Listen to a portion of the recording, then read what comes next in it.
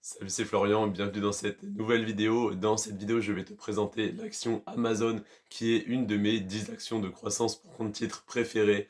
Amazon, elle m'intéresse énormément pour beaucoup de raisons. Je vais te les présenter tout de suite.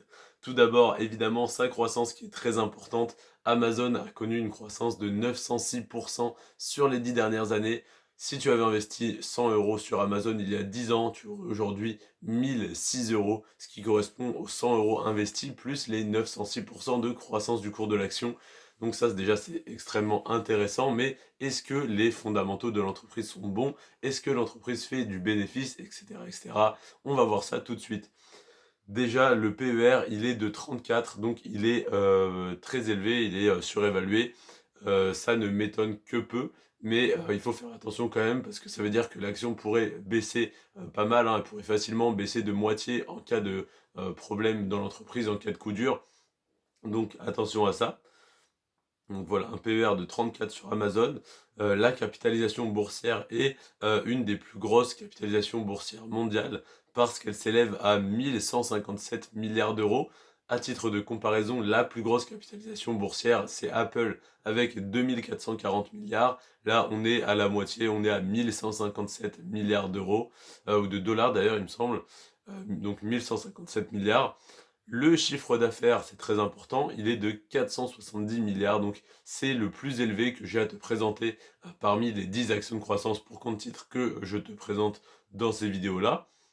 Donc on est à 470 milliards d'euros, c'est tout simplement énorme. Et par contre, il y a beaucoup de frais de la part d'Amazon, donc il n'y a pas autant de bénéfices que pour les autres entreprises. On a 470 milliards de chiffre d'affaires pour seulement, entre guillemets, 33 milliards de résultats nets, donc un peu moins de 8% de résultats nets. Si on compare ça avec Microsoft, qui a plus de 35% de résultats nets par rapport à son chiffre d'affaires, là, on est à peine 7-8% de résultats nets, donc la marge pour Amazon est beaucoup plus faible. C'est pour ça qu'ils peuvent proposer des prix relativement concurrentiels et surtout ils sont en train de beaucoup développer la partie stockage de données, etc., etc.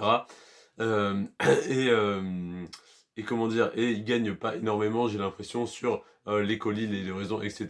Même s'ils doivent forcément faire un bénéfice, je pense qu'ils développent beaucoup les data centers, etc.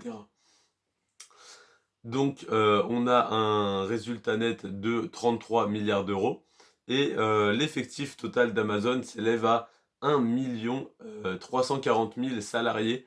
Si on compare ça avec Microsoft, Microsoft a 166 000 salariés, Google a 157 000, Apple a 154 000, Amazon a 1 340 000 salariés, donc c'est juste énorme, c'est tout simplement 12 fois plus que Apple, ouais, 11 fois plus que Apple, Microsoft ou Google, donc c'est juste énorme. Pourquoi? Parce que tout simplement il y a énormément de manutention dans les entrepôts, donc il faut beaucoup de main-d'œuvre, donc beaucoup d'employés. Donc c'est une des choses qui me rassure d'un côté et qui me fait peur parce que on n'est jamais à l'abri d'une grève ou autre. Mais par contre ça me rassure parce que ça montre que l'entreprise est extrêmement bien établie et à la fois elle est intéressante parce que elle crée énormément d'emplois. Donc là on a 470 milliards de chiffre d'affaires pour 1 340 000 salariés. Si on compare avec Apple, on a 366 milliards de chiffre d'affaires, donc contre 470.